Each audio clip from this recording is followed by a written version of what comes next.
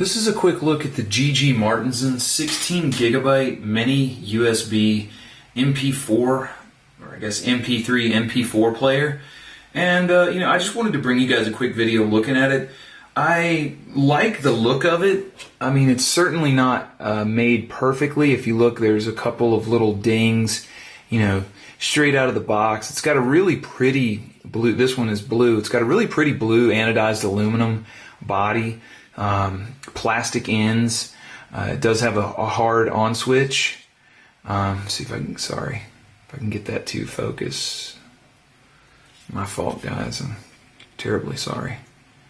So yeah, I mean, a hard on-off switch, and then on the bottom you've got kind of a wrist strap slot, 3.5 millimeter, and then a mini USB, not a micro. I wish they'd have gone with a micro USB there instead of a mini. I'll turn it on and let you guys see what the screen looks like. This is the startup kind of message that you get, and you can see here. So welcome, and then it brings you up to this very familiar looking menu. However, the navigation is not nearly the same. This is not a touch sensitive button. You do use the fast forward and rewind buttons to go through the menus, and then as far as I can tell, you hit the menu button and it takes you straight to this last song you were listening to.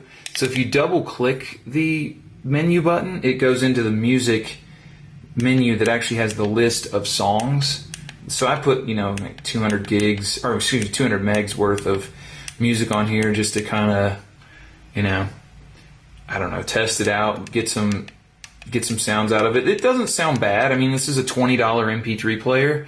It's not, of the quality of a full-out Apple iPod. Not at all. The Apple iPod will sound better, 100%. But again, this one's $20, so what do you expect? It does sound good enough for like exercising and whatnot. So that's me pressing the menu button once. It takes you right back to the music. This does have an equalizer built in, which I thought was pretty cool. And if you hold the menu button, it'll take you all the way back out to the beginning. One thing I found concerning is, while it does say it's an MP4 player, if I go to the video menu, there's the one video that comes with it, which is in a .amv format, and I actually put an MP4 on here, and as you can see, it's not on the list at all. So I don't really know why that is. Not really sure why, but apparently it says it's an MP4 player, but I don't think it plays. And I mean, it says it says MP4, but then if you look at the specs, it says it supports MP3 and video, and then it says support AMV. So you're gonna have to convert anything you put on here to AMV. It does have an auto off on the screen too as well, so that's what you saw there. So if I hit on the record, there is an app, I guess you want to call it an app, that comes up for voice recording, which I thought was pretty cool. So if you want to do simple voice recording, there's a radio built in, so you can tune it to FM, which I think is pretty cool if you like the idea of having an FM radio. A lot of iPods don't have that. Oops, sorry about that. So you can save stations and whatnot. Photos, I did throw a couple photos on here. Let's see if it actually let's see.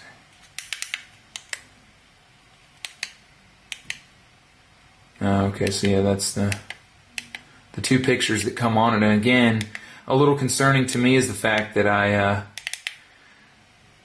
put this well, go back out here. Menu.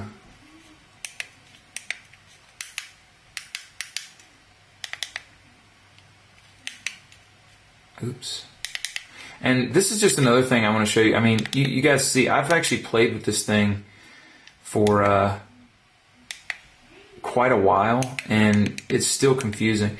And here's another thing I find concerning. I put a few pictures on here, and none of them are showing up in the list. Not really sure why. But again, just something else. I just wanted to show you guys this on video.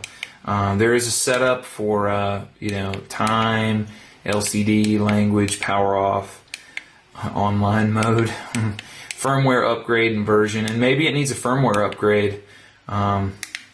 There's an ebook, so they have Mark Twain's A Dog's Tale.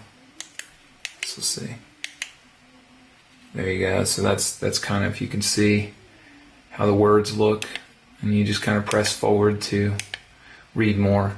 And I know that some of this stuff's probably very obvious to you guys, but to anybody who's looking at this, I just want you to see it in person so that you can kind of, I'll say in person, on video, so that you can get an idea for how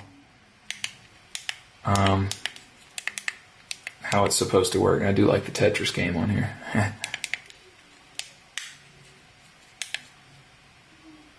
And as you can see, I mean, this is the basic idea of this MP3 player. They do give you, I'll just turn it off with the hard turn off button. They do give you a mini USB cable to a full size USB for charging and for access to the file system. It does work like most any other MP3 player aside from iPods, in that you just copy and paste files on. It was in the FAT32 MS-DOS format when I plugged it straight into my Mac. And it said that it had 16 gigs of room on it, so that's good news at least.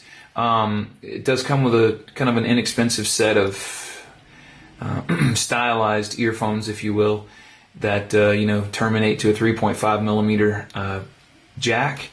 I think that it overall for $20, it's a great deal. I do think the menu system is a bit confusing, and I really wish they had chosen something a little more simple. They could have done that, I think, without changing the cost at all. Basically just improving upon what's already there to where, certain button presses actually made sense. Still haven't really figured out what the center button does. Doesn't seem to really do a whole lot, actually. So this has been a quick look at the GG Martinsen 16 gigabyte MP3/MP4, if you want to call it that, player. And, I hope this helped your purchase decision, guys, and thank you for watching.